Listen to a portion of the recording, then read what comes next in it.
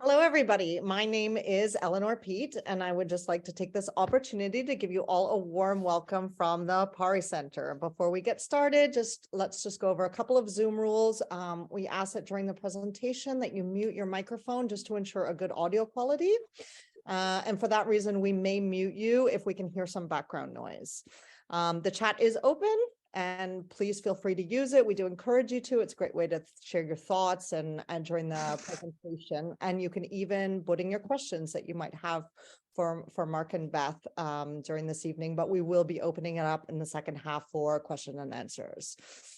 And finally, this session will be recorded.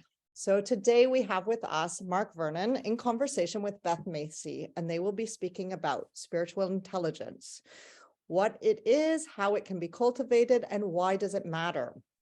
And this event is to celebrate the release of Mark's new book, Spiritual Intelligence in 7 Steps. Mark Vernon is a writer and psychotherapist. He contributes to and presents programs on the radio, as well as writing for national and religious press, online publications, and he gives talks and leads workshops. He has a PhD in ancient Greek philosophy and other degrees in physics and theology, and he has studied at Durham, Oxford, and Warwick universities. Beth Macy has been a manager, leader, consultant, and participant in organizations experiencing difficult issues. David Boehm's dialogue has been the core to her research, writing, consulting, and teaching for nearly 3 decades, and she is completing her book on ideas and individuals who have influenced Boehm's mythology in dialogue. Thank you both, Beth and Mark, for being with us here today, and I will hand it over to the two of you. Welcome. I think that means me. So I want to add my welcome, and it's so great to see all of you. It's just wonderful seeing people that are old friends, people that are potentially new friends, and this is a really special opportunity, I think, to have a chance to talk with Mark about his new book. So I just want to say we really appreciate your being here with us. Now, I've told Mark this, but for me, this was a rather stirring book to read. And even though I've been working with it now for some time, it's still stirring. So I hope that while we're talking together, Mark and I are talking, that it will bring up some questions or some comments for you. And we really do encourage you to put those in the chat and know that you're going to have a chance to spend some time with Mark, asking him particularly what your questions might be. So, Mark, I want to turn to you then and say, there was a phrase or a sentence very early in the book. In fact, it was on page 9 that got my attention right away. And I want to share this statement from you. The statement says, a yearning for spiritual intelligence is bubbling up like fresh water across the landscape today. Now, when I read that, the question kind of took a twist. And so I want to put this back to you in terms of a question, if you're willing to share your thoughts about it. So here's the question that came up to me when I heard that. So what was the yearning that was bubbling across your inner landscape that brought you to write this book? It's a big book. So what was going on with you? So would you share with us that? Yeah, well, look, thank you. And maybe just say thank you to you and also the Pari Center for hosting this as well. It's always a nice thing when people want to respond and relate to books that you've written. So I do appreciate that. Well, there's a kind of, I suppose there's an imminent answer to your question and then a more expansive one.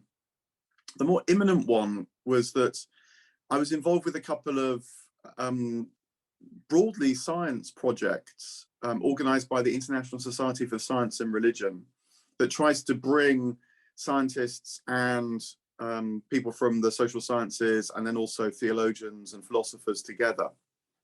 And one was on human origins and the other one was on the nature of intelligence, particularly in relation to artificial intelligence, with the broad idea that if artificial intelligence is increasingly shaping our lives, the way to respond to that is not to fear it or try to stop it, but is to think about what our intelligence is and how it is different from and indeed exceeds artificial intelligence, so that we become more conscious of who we are as human beings rather than becoming more and more drawn into the world shaped by artificial intelligence. It's, you know, it's a response of vision rather than attempting to contain these things. Although I've no doubt that you know, management and ethics and law and so on is important as well. It's almost like, you know, now there's a new prompt amongst all the other prompts to ask ourselves, what does it mean to be spiritual creatures? What does it mean to have this perception of life that could be called spiritual intelligence? And then more broadly, partly in relation to my own psychotherapy practice, very much, of course, in relation to my own questing and journey, I felt this was a chance to ask myself and then try and write it out. Is there a facet of our intelligence that's different, say, from rational intelligence, emotional intelligence, is somehow fundamental and basic, that I might get clearer about, as well as hopefully contribute to other people's asking about these things. So it's quite personal in that way. Yeah. Yeah, I can see that. And, you know, thinking about all of the material as well as all the personal delving that you've done, that was a lot to bring together all at once. So I can imagine it was a big learning in your own internal processing. Yeah. Well, when I think about the book, there are two concepts that seem to me so basic that I think if we could talk about those first, that would give some foundation. So obviously spiritual intelligence. So I would like to know what do you mean by spiritual intelligence? But secondly, you bring up a concept that I wasn't aware of before, and maybe this is my naivety, but you talk about spiritual commons. And I hadn't heard that term, spiritual commons. That was a new term to me. So what are they, and how do they fit together? Yeah. So spiritual intelligence, it's easier to start by saying what it's not. So it's not rational intelligence, which approaches life and the world through reason, through logic, through pattern. You know, it's what artificial intelligence uses. Although that's all very useful. I think it's not emotional intelligence as well. There have been some people that have written about spiritual intelligence and they kind of bolt it onto emotional intelligence and say that if emotional intelligence is the ability to understand feelings, to be wise in our personal encounters, you know, not fly off the handle, to understand our feelings, sometimes they add a kind of spiritual addendum to that and say, and this also produces meaning in life or purpose. But I think that spiritual intelligence is something different, really. It's a kind of basis. And one way of putting it is that if rational intelligence and emotional intelligence are kind of know-how, forms of know-how to be in a rational world, to be in an emotional world, I think spiritual intelligence is more like a know that. It's to know that we abide and dwell in, are embraced and can embrace a kind of river or atmosphere of being that's intelligent and can be made intelligible to us, that is really the groundswell and source of our life. And so whilst that then leads to know-how, and informs things like purpose and meaning and shapes our emotional and of course our rational lives as well in metaphysics.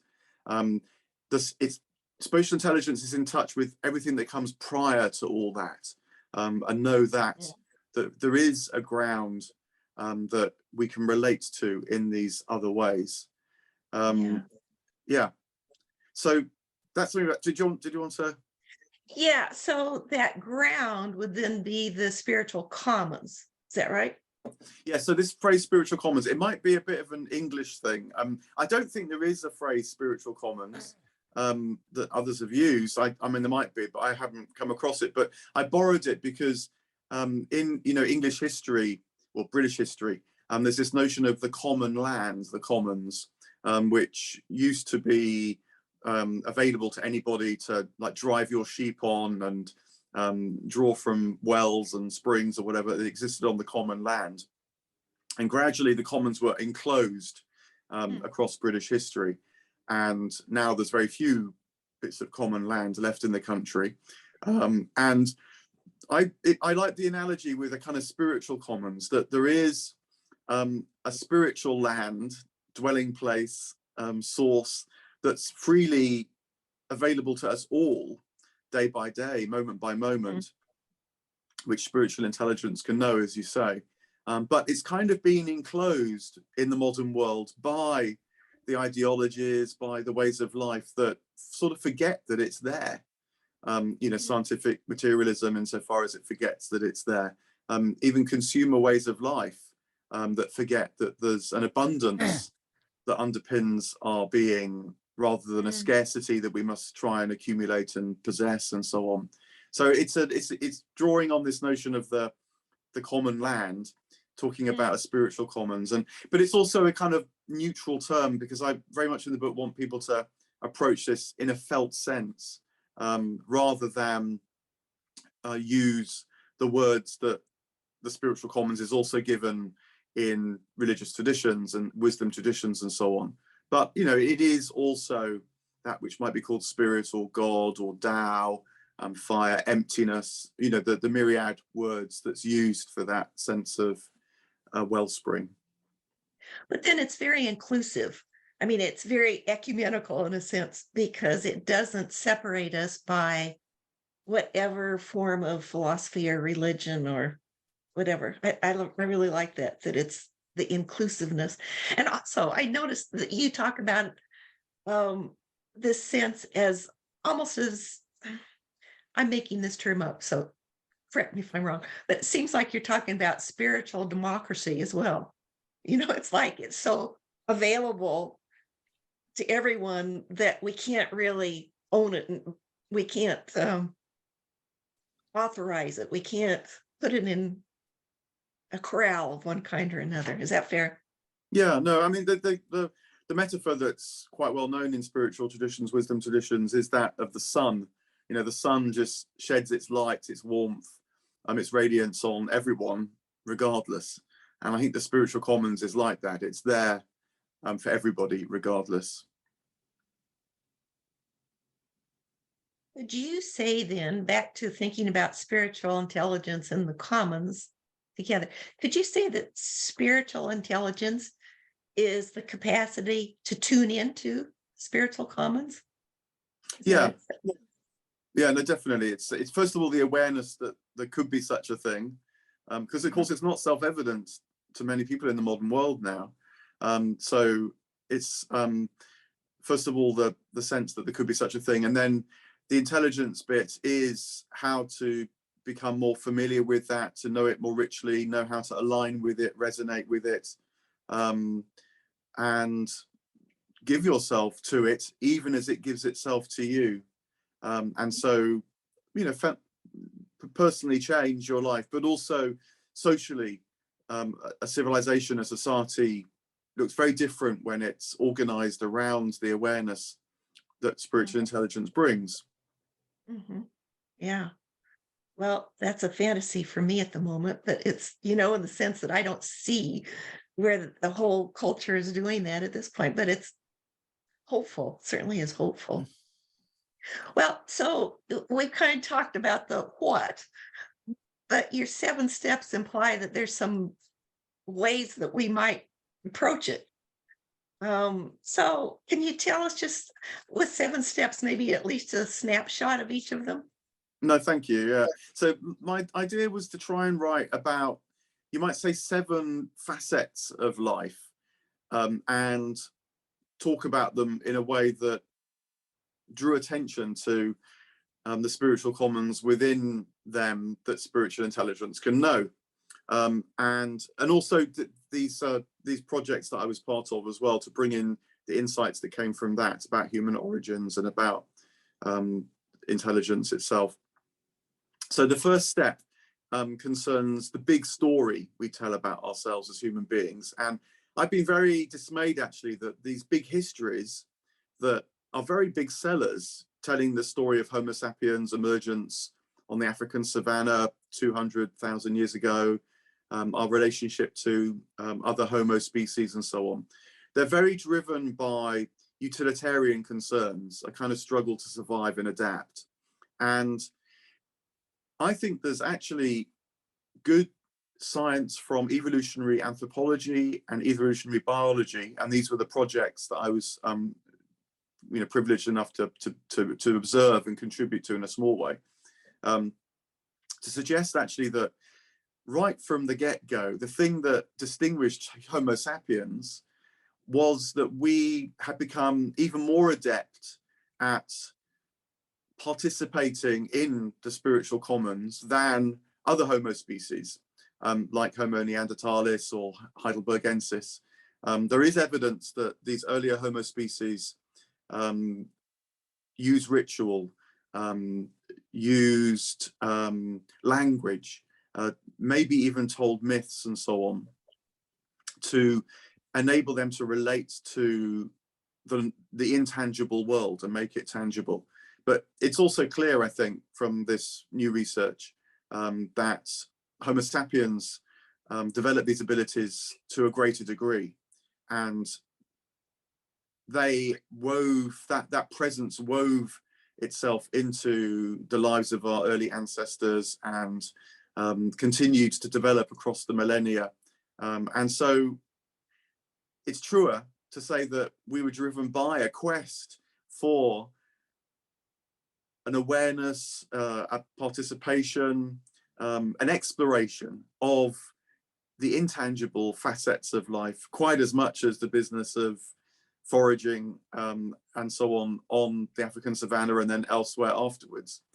So I think that there's a different big story that really desperately needs to be told, because if you tell a big story that's all about scarcity and survival, then that very much shapes the imagination now.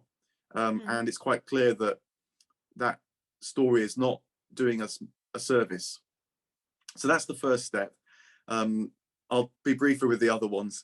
The second step comes from that because it's about our freedom. And if this is true about Homo sapiens, then it means that the heart of our freedom is not freedom of speech or freedom of choice, although those are valuable things, but actually is the freedom to become aligned with this greater life. And I think that we need to think about freedom too, and that starts to look very different in the light of spiritual intelligence. Then the third step is about what's the nature of this spiritual commons. And the core idea there is that it's actually simple, that through all the complexity of life, the way that life feels like it's speeding up, problems are compounding and so on, that there is still a simplicity that runs through all things. It might be called the good, the beautiful, and the true. Again, it's described in different ways, but that's constant and can be aligned with, and that's a guide then through a changing life. And I think that when that basic guidance is lost, that's part of what it feels like for a life to speed up and become more and more complex. The fourth step has to do with how we become more aligned with this. I call it settling the soul, because I think that there's a lot of work now being done on our personal inner lives, either in therapy or in religious contexts. But it can become a bit interminable. And I think that in a way, you need to do enough in order to start to get a glimpse of this wider life and be able to become more aligned with that wider life. So therapy, church going, temple going, and so on has this broader goal. Then we come to death, because I think that the great wisdom and spiritual traditions all teach that it's through processes of dying that we really become aligned with this wider life. And that's tough, that's hard, because dying is frightening, and it's about not knowing and having to trust and have the experience of dynamics and forces seize you and take hold of you, which definitely brings about suffering. And yet spiritual intelligence knows that dying is actually a process of natality ultimately. And I think that we need that in the modern world, not least in the years now following the pandemic, where death has been heavily medicalized often for very good reason, but we need more than just that understanding of death very desperately now. So that's the fifth step. Number 6 is to do with ethics and morality, but particularly virtue. I think that the so-called culture wars of now are very much driven by ethical concerns, in fact. But the trouble with saying that I'm good and my enemy is bad is that it just pits people against each other. And so it's almost like morality is turned in on itself.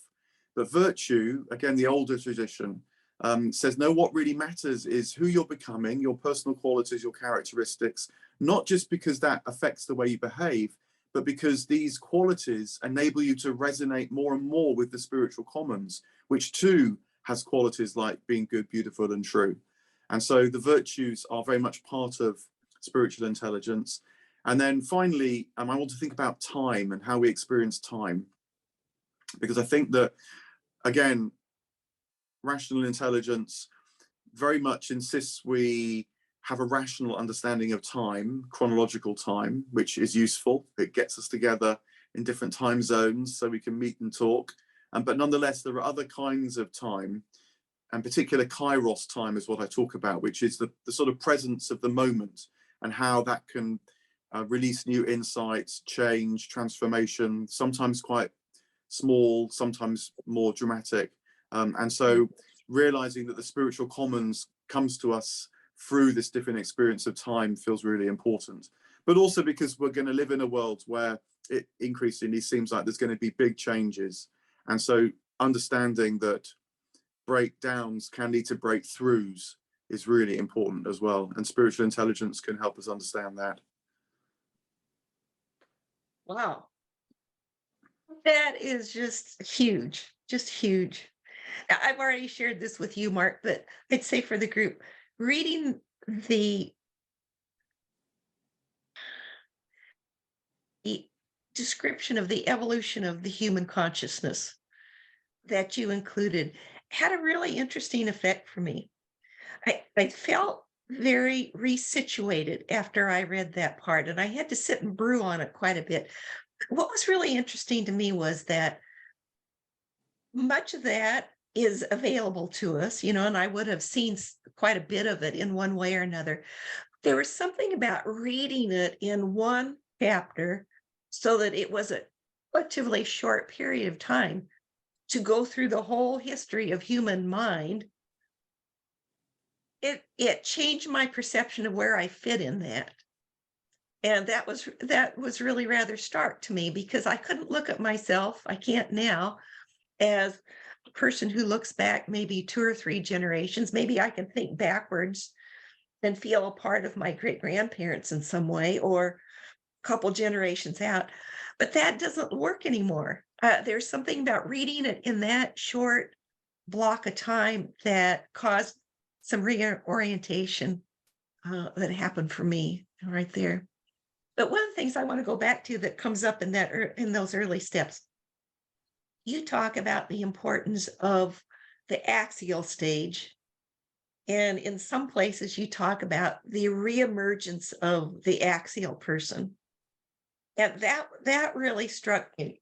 That really struck me. So I wonder if you could share some about that with the group here. Yeah. So I've been very influenced by the work of Owen Barfield, who was one of the Inklings, friends of C.S. Lewis, J.R. Tolkien, and also corresponded and had dialogues with David Bohm as well. And Barfield, through his study actually of words, realized that words change meaning over time and so become fossils of consciousness. They can tell us about how people experience life very differently. And so his work fits very well with other individuals who have understood that the human experience of being alive, relating to ourselves, but also to the world around us and to the gods, God, changes very dramatically. And that must be factored in if you're telling any kind of history. And the axial age is perhaps the best known of these ways of thinking about human consciousness changing. It's associated with the German philosopher Karl Jaspers. And he noted that about the middle of the first millennium BC, in all the major civilizations, and in fact, new civilizations are being investigated now, say in Africa, because he didn't actually investigate that himself at the time, that figures arose that seemed to pivot the civilization on an axis in their lives. So these are figures like Lao Tzu and Confucius in China, like the Buddha in India, the Hebrew prophets and the philosophers around the Mediterranean. The Yoruba people in Africa had similar figures. Others, I believe, are coming to light. And what that did particularly was intensify the sense of being an individual, and that the capacity both to embark on personal spiritual quests started to develop, but also the sense that there might be a unity to all things. So for the Hebrew prophets and the ancient philosophers, their sense was key to the emergence of monotheism in the Judeo-Christian tradition. And so I think that that's really important to tell that story, partly because it's of great interest, but partly, as you say, because it gives us a very different sense of who we are, that this process, of course, hasn't stopped. It's unfolding still. And in fact, Barfield, although he very, very well understood the troubles of today and the alienation of a materialist worldview, there was a part of him that knew it was part of a process as well, and so asked what is trying to be known in our times. And so that invitation is what I was trying to get at, and it's really pleasing that it struck you, because it makes us ask again about our times, I hope. Yeah. So what it makes me wonder, and you talk about an axial person who does some pivoting, but these people you talked about were huge people in history, and I'm just a little person. You know, I'm not going to be a historical person by any means. And yet what I'm guessing from what you're saying is, to be an axial person, we can bring it down to the scale of our own individual life and be our own axial person.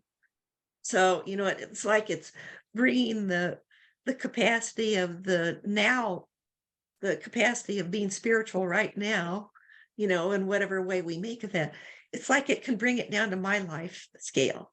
Is that stretching it too much? No, not at all. And it's also saying that how we respond as individuals really matters. That is the theatre in which these things are being played out. You know, whereas before, in a pre-axial culture, it was much more collective sense of things unfolding. Often in, say, the Neolithic period, focused on a symbolic figure who headed up that culture, you know, a king or a pharaoh. And so in older texts, it's often focused on the king or the pharaoh, where the attention gets placed. You know, so you see this in the earlier parts of the Hebrew Bible. It's the king that matters, and the people follow the king. And then you get the prophets starting to emerge and say, wait a minute, you know, is the king taking the place of Yahweh, and so on. So there's tensions being raised there. But now is in a way, I mean, and these metaphors are used inside us. You know, we talk about being sovereign ourselves, and we talk about, you know, if you look at things like tarot cards, the images of the king and the queen refer to aspects of our inner life. What was previously external has been internalized, and speaks to us symbolically in that way, and so calls us all to be part of that axial process. Yes. And then a wider manifestation of it appears, as it were, from the inside out rather than from the outside in. So what we do really does count. Can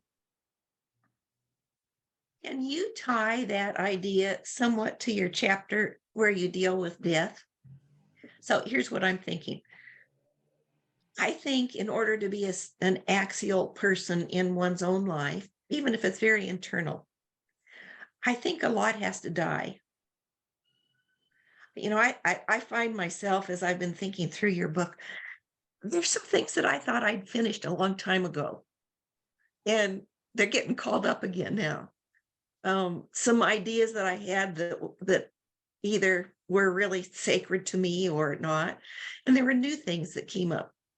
I think if we're going to be an axial person in our own life, we have to face the death of certain things that have been ingrained in us or that have been special to us. So in some ways, I'm not talking here about our physical death, but this maybe the suffering that you were talking about. I think to be an axial person must take some suffering.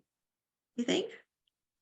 Yeah, I think that's true, and you know, I'd speak cautiously because suffering is always really suffering, and you know, personally, it's a bit, you know, fearing where angels going where angels fear to tread, and but many figures. I mean, just as you were talking there, Carl Jung came to mind because, of course, he many times said that there's no change of consciousness without suffering.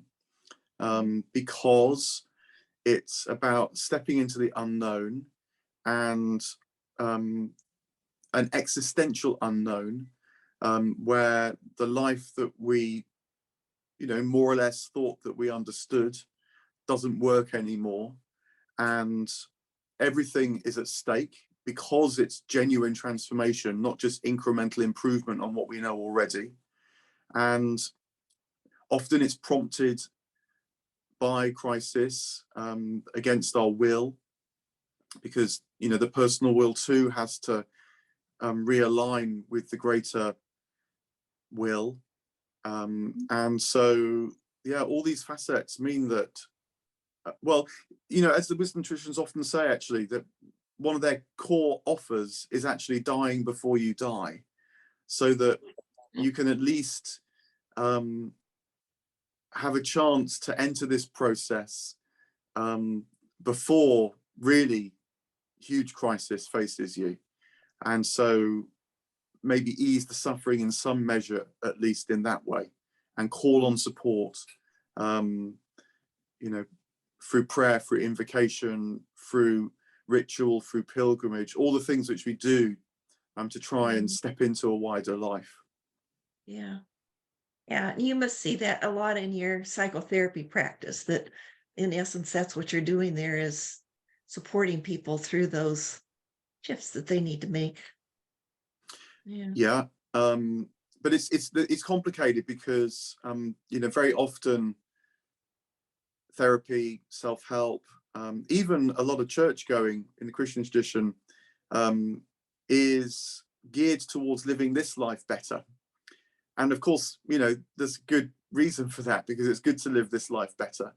But I think that we need to see how we can take that an extra step and realize that actually this life, by which I mean the sort of this worldly, material, secular life, with all its benefits, must learn to give way to a wider life as well, because otherwise, well, apart from we're just going to cause ourselves more and more suffering if we don't know how to do that, we won't find satisfaction either, because we are ultimately spiritual creatures, and if we try and satisfy that by material means, we just end up consuming, I mean, what looks like almost everything. Yeah. Well, that's probably why our world's in the mess it's in. It's because we haven't been doing that. Yeah. Which brings me to another complication, I would say here. I have to read this term because I can't figure out how to give it language exactly. You have an acronym, GCTNLG.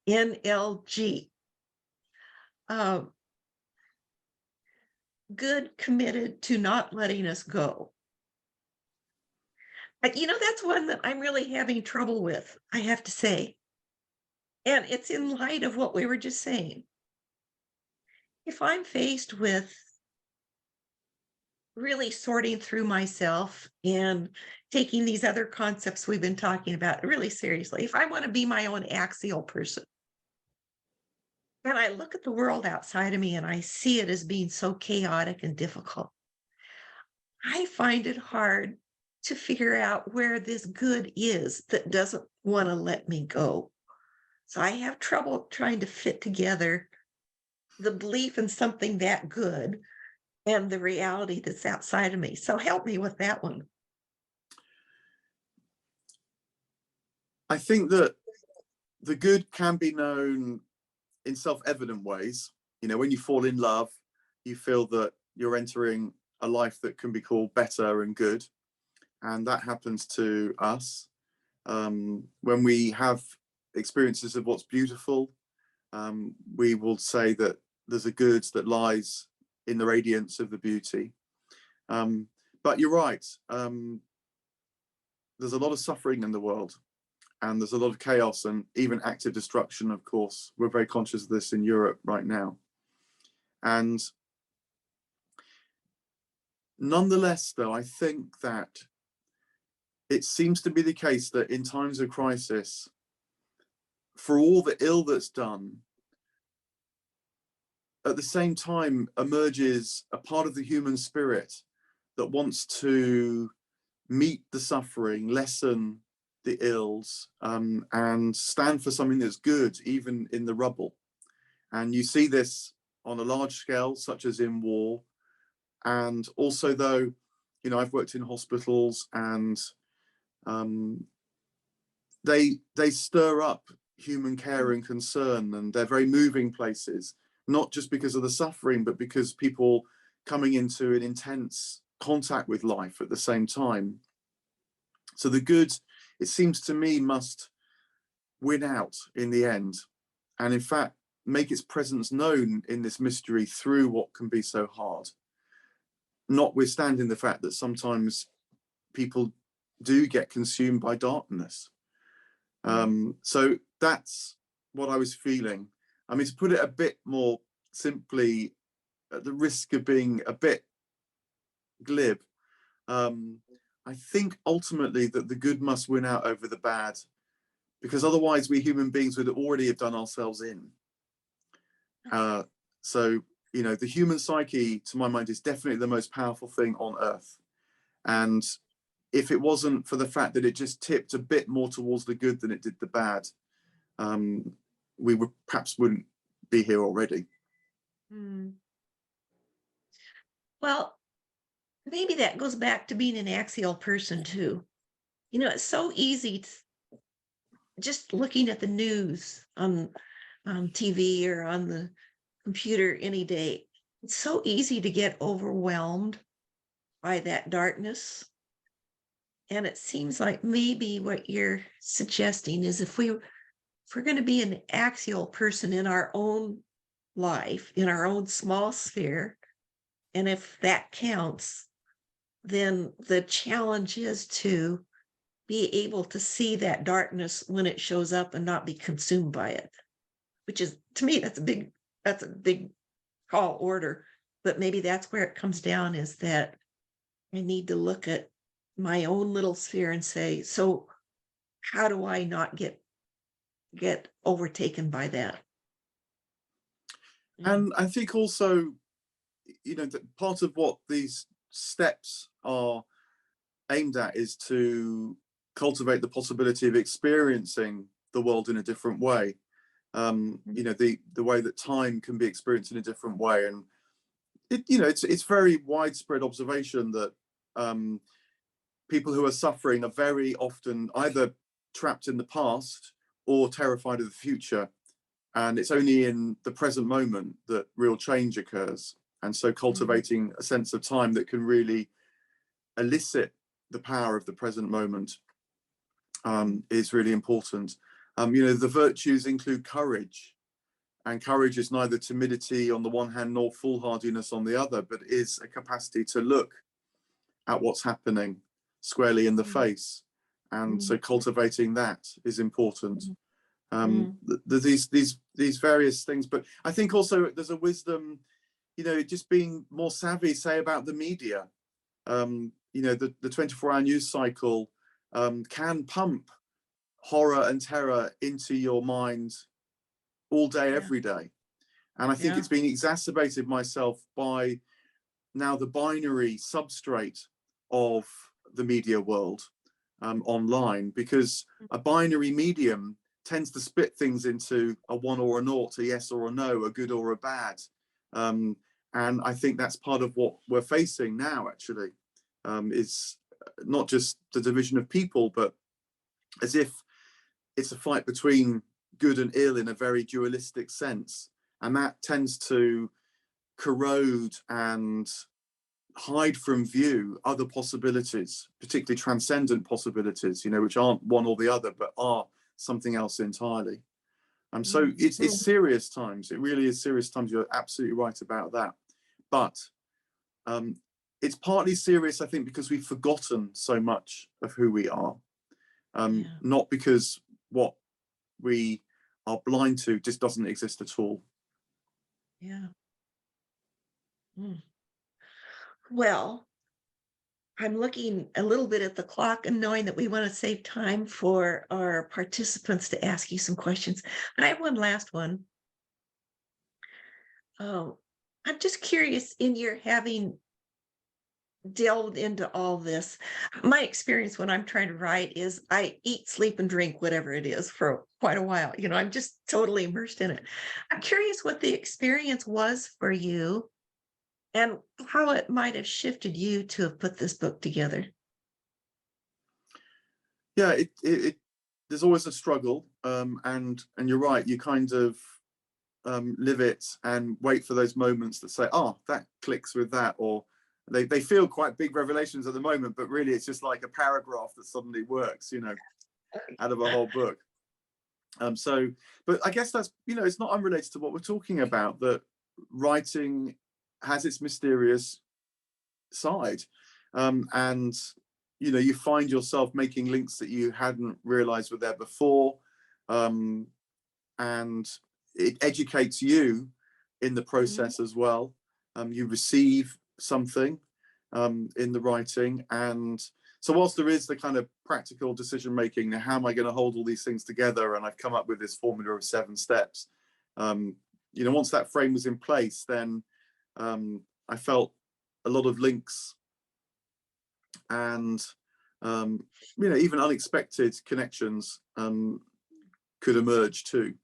And so that's the satisfaction of writing, you know, as you know, alongside all the effort. And it's you know, it's definitely a marathon writing a book, and you always think, why do I do this? But you know, at the end of the day, it's kind of worth it.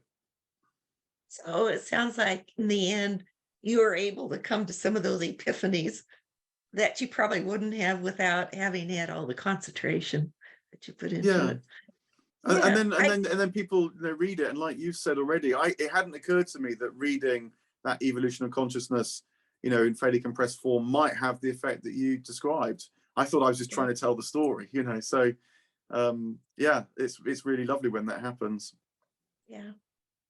Well, it sounds to me like you've axialized yourself even further by writing this book. So if you would like to ask a question, you can use the raise your hand function that you can find at the bottom of your screen under reactions. Otherwise, you can type your question in the chat. I see that there were quite a few questions in the chat, and I don't know if those people would like to come in and directly ask their questions, in which raise your hand, and I'm happy to bring you in so that you can ask your question to Mark or Beth. So we have Eva, please come in.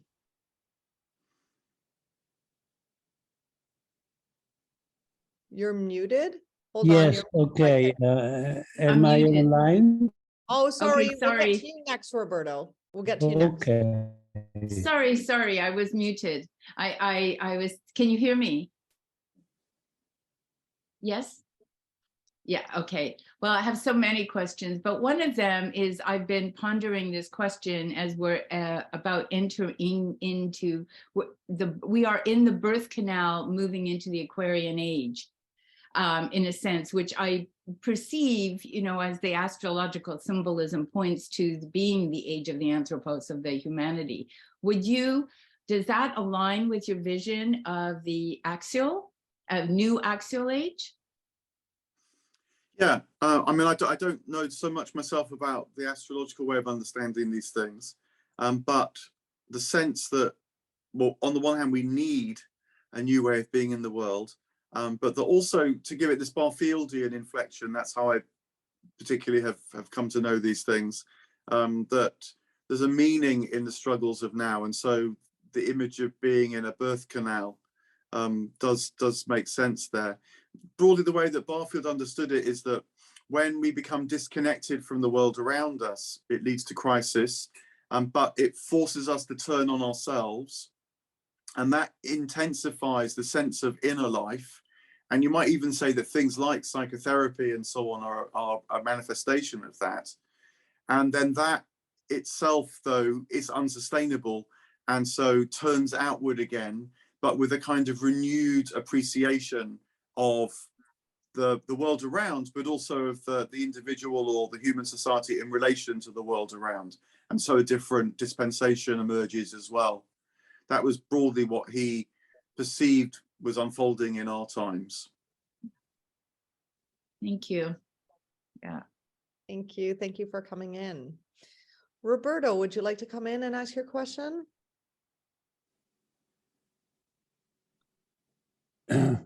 Yes.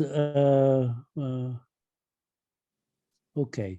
My question is, why do you think it's helpful to rationally understand the spirituality instead of, as always was, just follow one of the different methods developed in the ancient times? Why do we need new words? Well, I think that we're called to relate to the spiritual commons with all that we are. And, you know, our rational side is part of that. And maybe, though, we do live in a time where, unlike, say, previous civilizations before the axial period, where myth or symbol, ritual, a participation that was immersed in life in a different way tended to obtain, the intellect has become important now. I use the word in the sort of expansive sense rather than the narrow sense. I mean, you may well already be aware that it's only really in the modern world that the intellect has been come to understand as a sort of self-contained rational system that can work stuff out by self-referencing, coherence, and so on, rather than the rational mind being in the service of a wider intelligibility. And that it was called, the wider intelligibility was called intellectus in the medieval writers say. And it was as much received by inspiration and imagination and intuition as it was by anything else. But then the smaller reason could try to engage with that, and so deepen then the process of reception in a kind of dialogue. And so I think that's, you know, it's not everybody's way, of course, but it seems to me that within every civilization now, this kind of intellectual engagement is part of the way that we human beings, anyway, consciously engage with the wider reality, with the spiritual commons. And much in the same way that, you know, we were talking about how darkness is somehow part of this process and the light as well. I think that for we human beings to be able consciously to embrace this path has come to mean that with our heart, of course, as well, that the head is in the service of the heart, you might say, because that enables us to make discernments and differentiations that then deepen our awareness of these things. But it's also the case that through processes of transition, like being born, things that are beyond our comprehension are taking place as well. And so we need other ways of engaging that. And so initiation, rituals of that sort, the wisdom of elders, all the other ways that traditionally and even now you can find support are important as well. Yes, guided experience. Thank you. Thank you for coming in. David, would you like to come in? Yeah, hi, Mark. I ran prison dialogues for a decade or more, involving prisoners who I bribed to come into the group by offering them nice biscuits, tea, and not having to sew mailbags, and prison officers and a big team of volunteers. And over the years, we had people arriving who would say, "I know nothing. You know, I'm stupid. You know, I'm shy. I can't talk." Never true. As time went on, people became, as you said, axial. They accessed information that bubbled up, and this is a new word to me, but from the spiritual commons. I like that. And it was a magical process. The room within the prison became a healing room, somewhere that was almost not like being in prison. And since I retired, and I'm not doing it anymore, I've been trying to find a way of bolting it on. Let's say bolt it on. I've been speaking to the local vicar. Could I offer a pre-alpha course? I don't know if you've come across the alpha course, where, you know, a very color coordinated guy tries to persuade people to become Christians. But, you know, maybe there's room for a pre-alpha course, or maybe the Citizens Assembly thing I'm really interested in at the moment, because they recruit a diverse membership algorithmically, which is very interesting. At the moment, the groups I go to online are all groupies or group analysts. You know, how do you access a group? And this is the question that I'm getting around to asking you. Where do you think the magic of a dialogue group offering access to spiritual intelligence, where can I go and do it, for Christ's sake? Oh, did I? Yeah, look, I mean, I hear the yearning and the longing for such things. Yes. I mean, one place is in therapy, actually, because I think that either whether it's one-on-one therapy or group therapy, the aim of the exercise really is to be in some kind of process of engagement that elicits things that on your own you wouldn't have come to, or at least not straightforwardly. And it is that magic of dialogue that you know, there's various methods, and you've been using one as well, that enable it, where when people come together, and perhaps I could even, you know, invoke the Christian formula: when two or three people are gathered together, something else is in the midst. More than the sum of its parts. The group is more than the sum of its parts. Exactly, yeah. And, you know, maybe even our gathering this evening, you know, it's been a bit, you know, asymmetric in the sense I've been doing a lot of talking, but I hope that it prompts thoughts and, you know, things that occur that might not have occurred to you otherwise. You know, good dialogue does do that.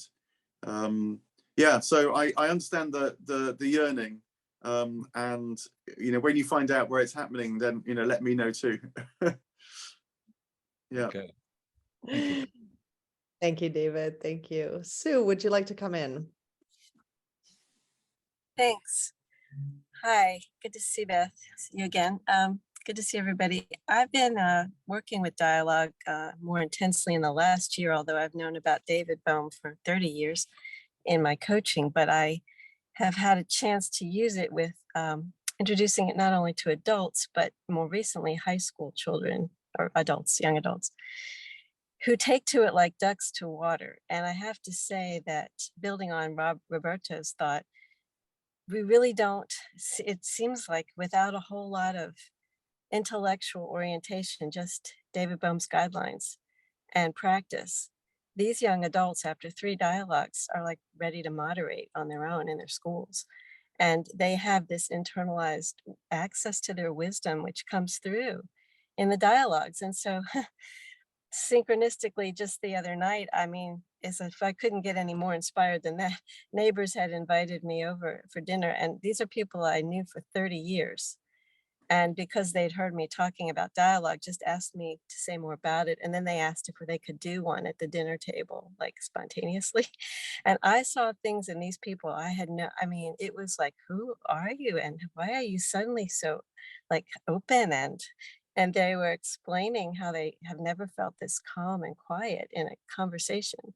These are people in their 40s, 50s, and I have to say that the commons is a wonderful term. And I think we all have access to it, you know, and maybe it's easier than we think to find when more than two are gathered in our name, you know, like anywhere in our neighbor's dining room, you know, in our high school kids' classrooms. You know, it just seems there are so many ripe opportunities if we just try, you know, as an experiment. But I'm loving this. Thank you so much. Yeah, well, no, thank you for that. And I think it is remarkable. Just if you know how to turn your attention, all sorts of new things show up that you just didn't really expect to be there otherwise. I guess that there's also a sense in which the first time you sort of do this, the magic, you know, is surprising and revelatory. There's then always the question of, so what do you do next? How do you kind of sustain and take on what has been shown and the different approach? And I know that you guys have thought about that as well. But yeah, it's not actually that difficult to help people to look at the world in a different way, given the space and the will, of course, which you're saying you found. Well, you know, the one thing about dialogue too is it seems like it creates more of the space to be in the spiritual comments, and you don't have to identify it with words. You just start to experience it very subtly and very quietly, but it's there, you know, and that's kind of what was occurring to me as Roberto was talking. You know, have people, have Homo sapiens needed to have a lot of words to describe that, or have they gone into ritual to find it? Yeah, I mean, this is part of the simplicity in the fecund sense, you know, that something's basic, not that it's banal. And I think that silence and simplicity are very often connected for that reason. It's the pregnancy of the present moment when you tune into it. Thank you. Thank you so much, Sue. Alan, please come in. Good to see Thank you. you. Thank you, Beth, Mark. During your presentation, the words that came to mind regarding spiritual intelligence were spontaneity, being, freedom, and the sense of seeing the bigger or maybe universal picture and responding to it. I don't know what you think of that, but I have two questions. One may be a little unfair. The first is spiritual intelligence different from insight or intuition? And I think maybe the somewhat unfair question is that it strikes me there is a real need for spiritual intelligence in high pressure, difficult situations. So I'm just going to imagine, supposing it's 7 o'clock in the morning and 10 hours later, you had to go to a very difficult meeting, unfavorable environment, lots of vested interests and people sort of arguing and competing over stuff. And you wanted at that meeting to somehow deliver spiritual intelligence. What would your preparation be during the day leading up to that meeting? Yeah, look, good questions. Intuition, to turn to the first question, I'm sure is part of it. But you know, a lot of people would have intuitions and just put it down to the random noise in their brains that luckily showed up something that was useful. Whereas spiritual intelligence knows, no, this is a communication with a wider intelligence. I mentioned Owen Barfield, and of course he was very engaged with the work of Rudolf Steiner, and Steiner had a useful way of breaking this down further, I think, which is that he understood that we human beings, our imaginative lives are constantly at work, and in a way you might understand the imagination as something that comes from within our own minds that reaches out into the world. When that imagination connects with something wider in the world, we feel like something's coming back, and Steiner called that inspiration. Something is taken in, and then that then builds the basis for a new intuition, Steiner argued, for the way that we perceive reality. You know, intuitions are the basis of all knowledge. It just so happens that the dominant intuition these days is that the world's made of material stuff. But a new intuition can arise that gives a different perception of reality as well. So you're right, it's deeply connected with intuition, but with the extra inflection that it's telling us something true external to ourselves, not of which we're part, of course, as well, not just a kind of a lucky coincidence that is useful. Now, in terms of bringing spiritual intelligence into chaotic situations, I mean, one provocative answer is that you may have to just let the chaos get more chaotic until it breaks down. You know, silence will always be there, but it can't be forced, I think. And so, a bit like someone having a personal crisis, the crisis becomes part of the process, because it, you know, it almost reaches the person, brings the person to the sense of exhaustion or loss. This is part of the suffering side of things. They just don't know anymore. And I think that building up the tolerance inside ourselves for that kind of moment that can feel very difficult at the moment might well be an increasingly necessary part of spiritual intelligence. You know, it's always going to be there. The silence, the stillness, the intuition, that's not going anywhere. But whether or not people are receptive to it is another question entirely. Thank you very much. Both of those are beautiful answers, really. Thank you. Thank you, Alan. Anna. Anna, would you like to come in? You're just muted, Anna.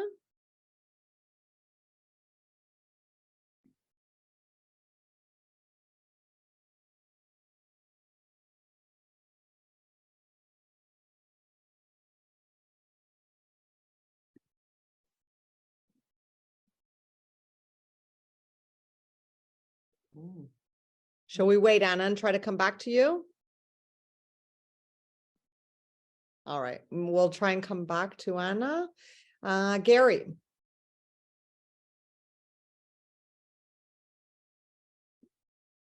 Gary, you're muted as well.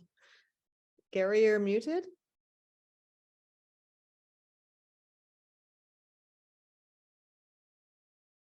Yes, I was interested in what you had to say about intelligence. The tradition of the ancients is that intelligence is not enough in order to come to a understanding of the world, and that we need to rise above our intelligent mind and use areas of the mind that we're really not familiar in using. So what is your thoughts on that? I'm sure that's right, but I think that ultimately it's an integration of these different aspects of ourselves that means that we can participate in reality consciously. You know, other creatures are conscious, but we have this extra kind of self-consciousness that we're called to use. And whilst there will be moments, you know, maybe peak experiences, maybe quite subtle experiences that are nonetheless rather ineffable, that are crucial as well. I think trying to integrate them and bring them into everyday life so they become the norm, not just the exception, is part of that process. And that capacity which we have, as well as the know-how, is why I think that spiritual intelligence is worth talking about in relation to these other things too, for sure. Don't you think that there's a danger that people will use their intellect thinking that it is enough, and in actual fact, whilst thinking that they're causing education and teaching people, are actually causing confusion because they do not have the whole picture? So perhaps they should wait until they do. What do you think? Yeah, about that? I mean, maybe that's why I've tried to sort of make a difference between, say, rational intelligence, emotional intelligence, spiritual intelligence. Uses these differentiations. I mean, so for example, one of my sisters is a foster mother, and she has immense emotional intelligence. She knows extraordinarily well how to get alongside a very disturbed child, and it's as much about how she holds herself as it is anything she says. And of course, she won't say anything rational. So you know that's that kind of know-how is what I mean by intelligence. And a facet of that is rational intelligence.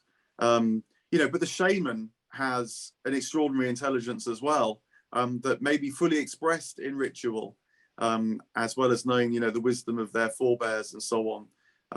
But I'm using intelligence in that sense, rather than just the narrow sense of being rational. Yeah, I mean, and really, AI, if it's just about intelligence, will far outstrip humankind in no time at all. So we need to come to different definitions of what intelligence and kinds of functions of the mind which are beyond customary intelligence. Yeah, I think that's right. Yeah, thank you. Thank you. Thank you, Gary, for coming in. Anna, can we go back to you? I see that you're unmuted now. Please, we'd love to hear what you have to say. Yes, I'm sorry about before. I'm a bit clumsy on this. I have to do this. I've lost some teeth and I just don't like the way I look. So I hope you can hear me. I wanted to thank Mark. I had to leave in the middle of what you were saying, or towards the end. I came back and you were talking about intuition and dialogue. So I know I'm backtracking a bit, but I wanted to speak about the value of dialogue that I've discovered. And that was because David Parsons was here, who I've never met, but have heard a lot about over the years, of course. And the power of dialogue is huge. We have a little online Zoom dialogue call, which has grown a lot. And yesterday we were talking, we call it Climate Dialogue Group. And we were talking to equatorial people yesterday, people in India, Pakistan, East Africa, and the Congo. And what I found very moving was one or two of them said that they found it really healing to be able to talk with us all. And it reminded me that the very first dialogue group that I ever organized personally, privately in our home, was in a healing group, an attunement group. So I found that very powerful to find that, because actually I found dialogue part of a healing movement. And it was great to hear it played back to me from so far away as East Africa. People including different tribesmen, people in the Congo who are having a really terrible time. You know, just being heard, people being able to speak about their experience and what they're doing on the ground can have a, well, it makes us all feel more of a community.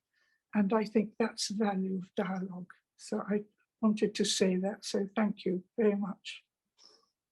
Yeah, well, thank you for saying it, and you know, bringing in very real, tangible situations today.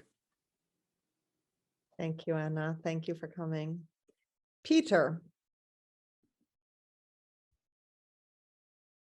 Yeah, hello. Thank you for your talk. I don't know whether you've covered this or not, but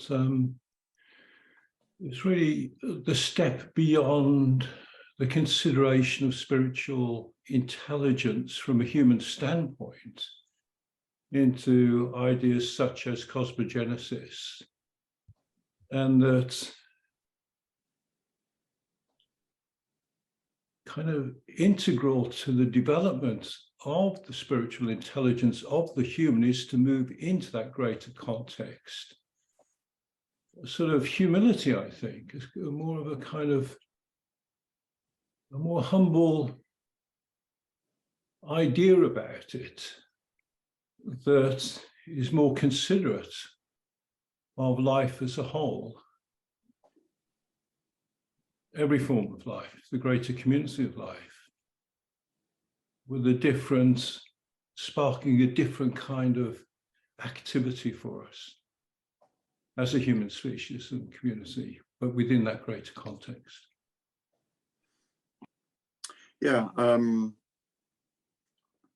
mean, yeah, humility is one of the virtues I talk about in that step. I've always liked the idea of humility as being like the sea. That the point about the sea is it's in the lowest place, which means that it's receptive to everything. Everything can flow into it. And so the humble person is the person who can say yes to the whole of life because of that quality of openness. And then the other thought that occurred to me as you were talking was, I was reading recently about studies of indigenous people, say in the Amazon, where their culture and the culture of the forest around is sort of one culture. It's deeply knitted together.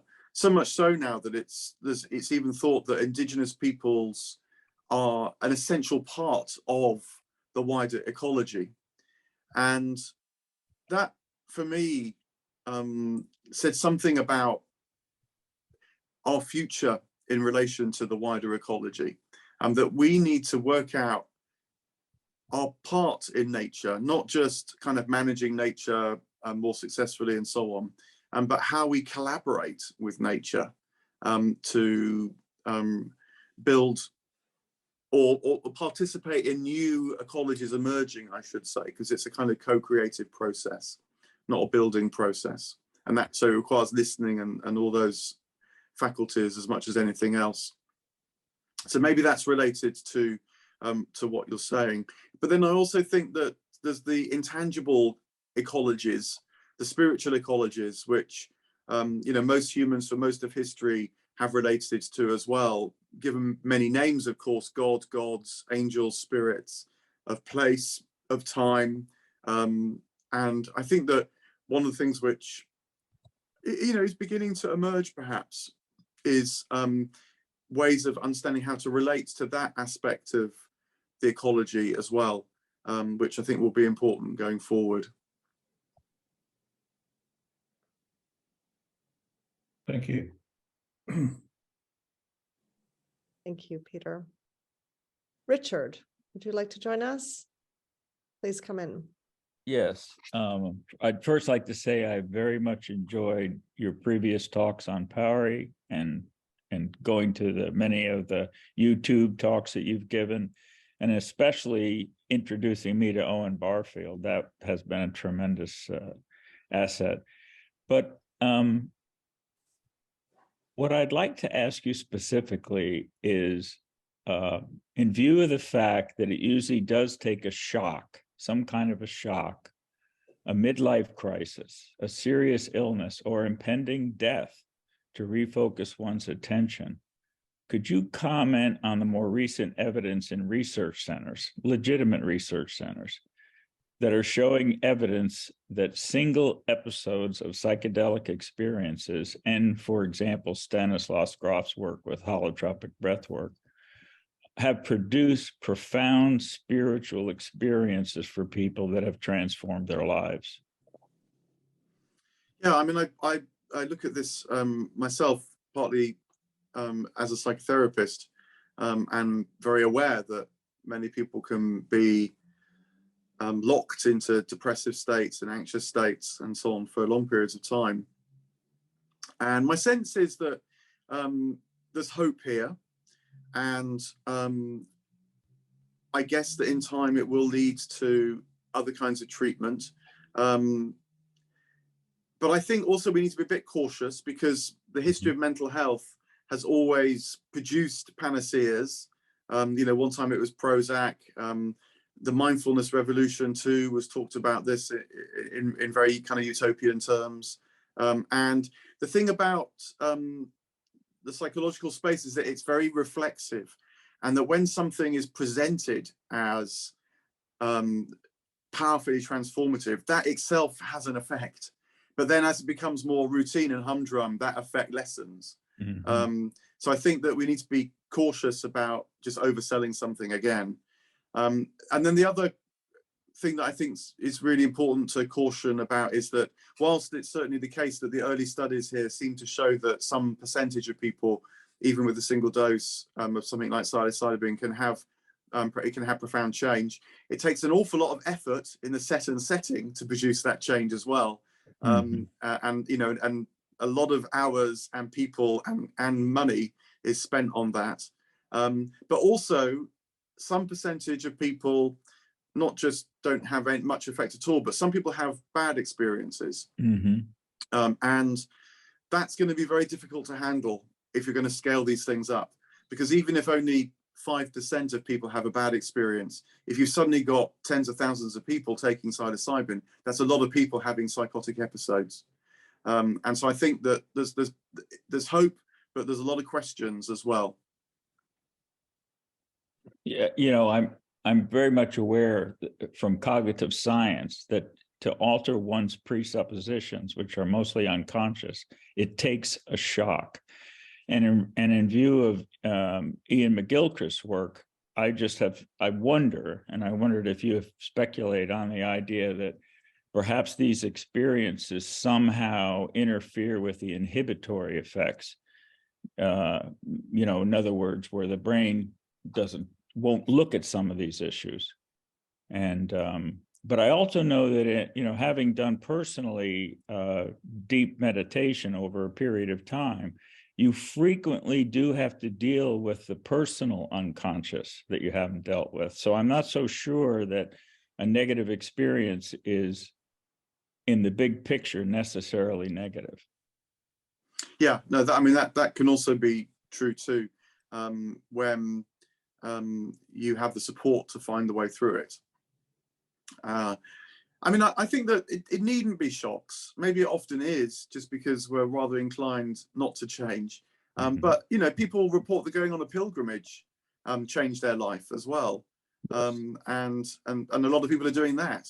And even, dare I say, in psychotherapy, people report their lives changing. It certainly happened for me. It was a long process, and it was also one that was very hard. But nonetheless, it did change my life too. So I think that we've got other options as well. Thank you. Thank you, Richard. Todd, would you like to join the conversation? Well, I'll just comment on Richard's there. There's a lot of different experiences of the psychedelic world. And mine was previously giving talks about that in prior to COVID. And like Lee or Mark is saying, you know, there's great many cautions, but I think there's going to be an increasing appreciation for that as a tool in the box, because we don't come to other understandings without having a different perspective to have a different understanding, whether that's trauma, suffering. Psychedelics are one tool in that box to step aside and have a perspective, but it does take the work in any of those circumstances to bring it back to a more full realization, which is integration. That could be years of therapy, but it's not a single source quick solution, but it is another, I think, essentially vital tool for humanity to change perspectives on a little wider scale with all the cautions that go with. So it's just a commentary, not a question. Thank you.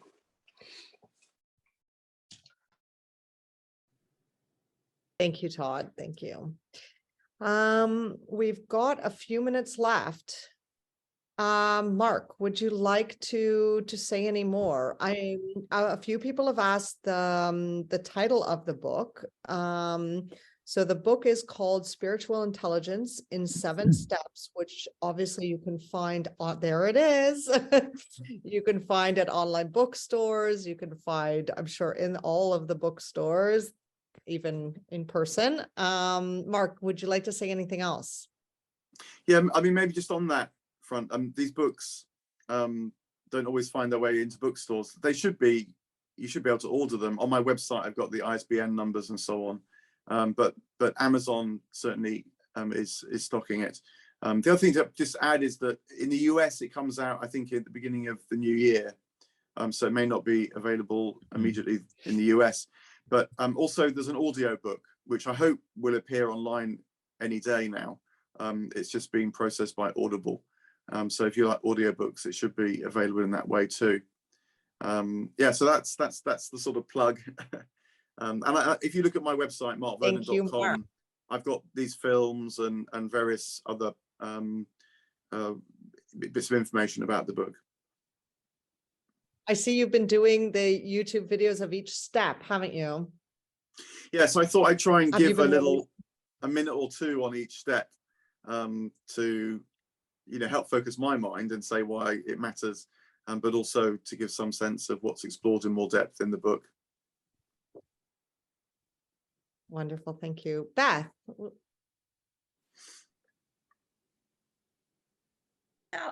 As I've been listening, I just wanted to say that the idea that has come through my mind, this came up especially when I was listening to Alan, and then all the people that talk about dialogue, which I love. I found my professional career was spent in dealing with situations like what Alan described. You've got a meeting coming up and everybody's angry. What do you do? But what I have found is that people are angry when they haven't been heard, when something that's an essential truth to them isn't being paid attention to. And Mark has a term in his book called active receptivity. And to me, that is kind of like one of the core ideas I'm going to take with me from the book, because it talks about how I think we can make a difference in those difficult situations we might be in, as well as the easy ones, is the active receptivity to put ourselves out in a way that allows those other people to be perceived and heard. So I just want to say thank you to Mark for this book. I've been growing a lot from it and will continue working on it. So I just want to thank you, and thank you, Pari, for sponsoring us today. Yeah, well, let me add my thanks both to Beth for engaging with it so richly, which is very rewarding. And when you produce a book, I really appreciate it, but also for Pari too, for supporting my work in this way. It's wonderful to contribute to the work you do and share in the experience of everybody who's come along. So thanks to everybody for coming along as well. Well, thank you, Mark, for being here today. Thank you, Beth, so much for being in this dialogue. It's been really beautiful. And Mark will be in Pari next year in August, September. He will be at our event in September. So we will meet finally, Mark, in person. So that will be wonderful. Anyways, good luck with your book, Mark. I have just ordered a copy and I sent a copy to a friend like I did last year with your Dante book. I also gifted that for Christmas. So I hope all of you will too.